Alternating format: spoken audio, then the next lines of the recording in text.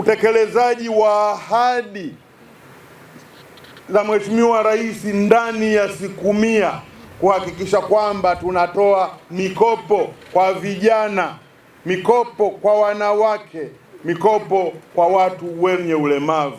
Niwapongeze Mheshimiwa Mkuu wa Mkoa wa Tanga na sekretarieti yako ya mkoa, wakuu wa wilaya, wakurugenzi na CMT zao kwa kazi hii nzuri ya utekelezaji wa maelekezo ya Mheshimiwa Rais.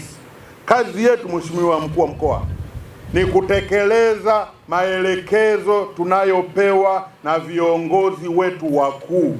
Nikupongeze kwa kuliona hili na kulifanya jambo la kimkoa, na hili litanipelekea mimi kuelekeza na kuwaomba wakuu wa mikoa wengine walichukulie swala hili, tuje tuone mkutano ama mikutano kama hii ya kukabidhi hundi kwa wale wananchi wenye vikundi ambavyo vimepata sifa ya kupata mikopo hii.